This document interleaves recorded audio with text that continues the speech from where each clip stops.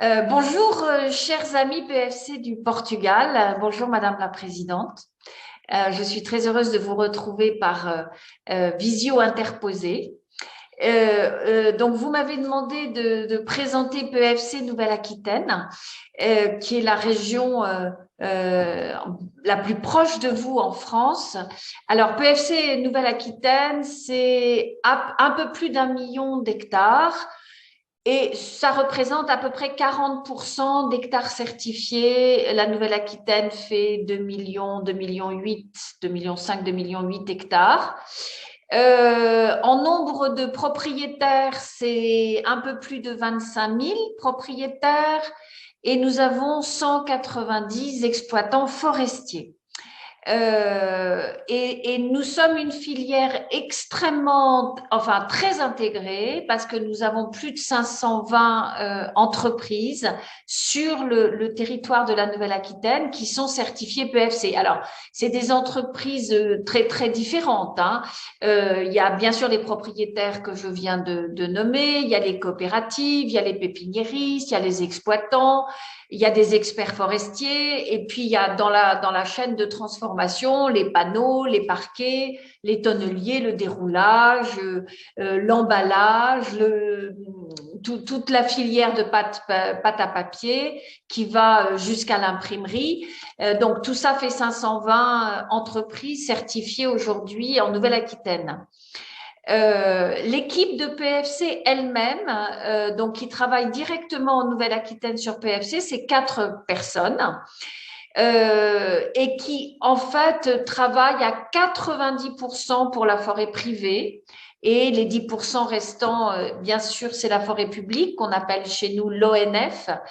Euh, et nous travaillons aussi avec beaucoup de petits propriétaires, en fait, hein. On a parfois l'impression qu'en Nouvelle-Aquitaine, avec le pain maritime, on a des très gros propriétaires. En fait, plus de la moitié de nos propriétaires ont moins de 10 hectares.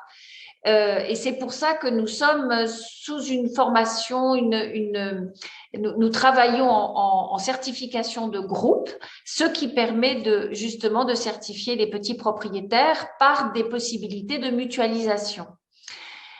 Alors, la Nouvelle-Aquitaine, c'est bien sûr, c'est connu de vous, c'est ce grand massif de forêts cultivées de pins maritimes, mais c'est aussi en forêt cultivée, nous avons des grandes étendues de Douglas et de peupliers, mais la Nouvelle-Aquitaine, c'est aussi des espaces très diversifiés parce que nous avons à la fois du côté du Massif central et aussi des Pyrénées, nous avons de la forêt de montagne. Et puis, nous avons des forêts mélangées sur base en Dordogne, par exemple, de taillis de châtaigniers. Et nous avons par endroit des productions de liège relativement significatives. Alors, bien entendu, au Portugal, en France, comme partout dans le monde, l'enjeu principal, c'est l'adaptation au changement climatique. Comme vous, nous avons des incendies et on en a particulièrement souffert cette année dans le massif aquitain et dans l'espace du Pin des Landes. Mais nous avons des risques sanitaires avec le nématode qui est à nos portes pour ce qui concerne le pain maritime et bien sûr les tempêtes. Et il y a un autre sujet qui nous préoccupe, c'est la façon dont le territoire va gérer la question de l'énergie. Et parce que nous sommes dans une zone où il y a une forte périurbanisation, en particulier à cause de la ville de Bordeaux, mais aussi à cause de villes intermédiaires euh, qui ont besoin d'énergie, eh bien, la question, c'est comment est-ce que ces énergies, en particulier renouvelables, se partagent le territoire avec l'agriculture, bien sûr, mais aussi la forêt. Donc, il y a une vraie question en ce moment chez nous autour des énergies renouvelables et comment est-ce qu'elles peuvent, sans trop de dommages, s'implanter en Nouvelle-Aquitaine et en particulier dans le massif forestier. Alors, sur le massif Landes de Gascogne, c'est essentiellement le bouleau, le pain maritime, bien sûr, des chênes, qui sont plus des chênes d'accompagnement de biodiversité que des chênes pour le bois d'œuvre, mais qui sont très, très, très, très précieux. Euh, et de ce fait, je crois que votre thème, le thème que vous avez aujourd'hui est autour de la biodiversité. Et donc, pour exemple, ça n'est pas évidemment l'unique sujet, mais pour exemple, nous avons en ce moment une vraie question autour des ripisylves dans le massif des Landes de Gascogne, qui est relativement bien irrigué. La plupart ou la majeure partie de ces ripisylves sont des ripisylves feuillus. Et donc, participent de ce fait beaucoup à la biodiversité du massif de Landes de Gascogne. Donc, c'est pour nous un sujet dont PFC s'est emparé depuis déjà un moment et petit à petit, on est arrivé à convaincre d'autres partenaires du terrain, enfin partenaires de Nouvelle-Aquitaine et d'Aquitaine en particulier, à se saisir de cette question. Et nous travaillons à la fois sur les feuillus, donc dans les ripisylves et aussi à l'intérieur des parcelles, parce que c'est ça l'enjeu que nous avons aujourd'hui en Nouvelle-Aquitaine. Alors, très récemment, nous avons, en partenariat avec l'interprofession, mis en place, en partenariat avec l'interprofession, mais aussi avec les organisations environnementales, nous avons mis en place des règles de gestion de ces ripisylves et nous sommes en train d'écrire des règles de gestion des feuillus à l'intérieur du massif Landes de Gascogne. Et donc, c'est très, très important pour nous la mise en place de ces règles, d'autant que, indépendamment et en plus du changement climatique, nous avons une forte pression sur le feuillu à cause du prix de l'énergie. Et en ce moment, nous devons lutter très, très fermement sur les coupes sauvages ou mal organisées de feuillus sur notre massif forestier. Nous pouvons vous proposer, c'est de vous envoyer, de vous communiquer le texte qui réglemente aujourd'hui pour la Nouvelle-Aquitaine toute la gestion des ripisylves et qui commence à être relativement précis sur la question des feuillus, qui est, voilà, comme vous l'avez compris, l'enjeu le plus important que nous avons aujourd'hui en termes d'adaptation au changement climatique, aux barrières contre le feu et au soutien à la biodiversité. Je fais un tout petit, je sais que c'est pas du tout votre sujet d'aujourd'hui, mais je voudrais juste attirer votre attention sur un problème que nous avons en Nouvelle-Aquitaine, en France, mais en Nouvelle-Aquitaine en particulier, c'est la question des coupes. Nous avons de plus en plus de difficultés à faire accepter les coupes dites rases, quand on enlève la totalité des arbres sur une parcelle. La population, la société, chez nous en France, a de plus en plus de mal à accepter cette méthode sylvicole, même en sachant qu'il y a une replantation derrière et qu'au fond, l'arbre et la forêt va revenir. Mais la brutalité de changement du paysage pose un vrai problème en France aujourd'hui.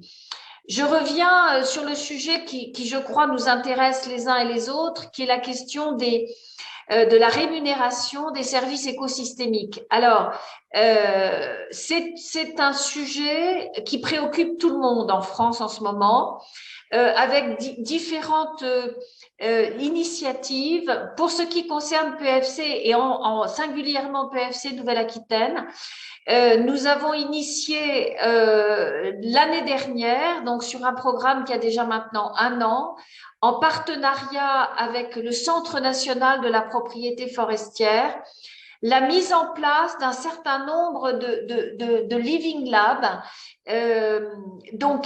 identifiés à l'intérieur de nos massifs forestiers, et dans lequel on essaye de faire participer on n'essaye pas, on fait participer à la définition des services écosystémiques et de leur évaluation financière, à la fois le propriétaire forestier lui-même, les gens qui travaillent en forêt, les personnes qui sont autour de cette forêt et bien entendu les scientifiques, les administratifs, les politiques, de façon à ce que chacun arrive à l'intérieur du groupe à ce qu'il y ait un consensus sur la définition et la valeur d'un certain nombre de services écosystémiques qui sont en cours de définition et l'ensemble étant en cours de construction. Alors, c'est bien sûr un programme qui se déroule sur plusieurs années.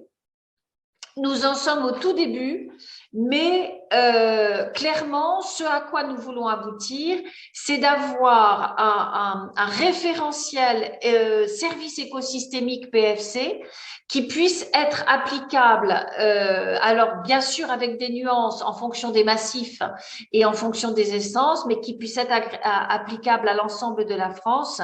Et je pense que sur le plan international, c'est quelque chose qu'il faut que nous veillons à développer, et en particulier sur le plan européen, bien sûr, puisque ce genre de services écosystémiques ne peut pas être les mêmes, évidemment, si on est en Amérique du Sud ou en Asie. Mais je pense qu'il y a un vrai enjeu forestier européen autour de la définition de ces services écosystémiques. Et d'une façon plus générale, je vous disais que ça intéresse tout le monde et en particulier l'État. Nous avons un ministère de la transition écologique qui suit de près ces différentes initiatives. Par l'intermédiaire de ces services, il arrive même qu'il aide financièrement. C'est le cas du CNPF qui est un établissement public financé par l'État. Et donc, nous sommes dans un espèce de work in progress. Voilà. Et bien entendu, on est tout à fait prêt à partager avec le Portugal, si le Portugal a la possibilité de s'engager dans un travail de ce genre. Nous serons absolument ravis de nous rencontrer, de vous rencontrer et de partager nos points d'étape sur cette question-là. Voilà, ma chère Paula, j'espère avoir décrit aussi bien que vous le souhaitiez la Nouvelle-Aquitaine. Vous savez que le Portugal est en permanence bienvenu. Et d'autant que vous avez rencontré Fernanda Fernandez, notre déléguée du Limousin, qui est de votre pays. Et donc, c'est une autre raison pour laquelle le Portugal serait le bienvenu en Nouvelle-Aquitaine. Donc, n'hésitez pas à revenir vers nous, soit pour avoir des compléments, parce que dans le temps qui m'était imparti, bien sûr, je n'ai pas pu tout dire de la Nouvelle-Aquitaine, qui est de la Nouvelle-Aquitaine PEFC. Et bien entendu, revenez vers nous, chère Paula, quand vous le souhaitez, dès que vous le souhaitez. Merci et puis bon travail PEFC pour le Portugal et à bientôt.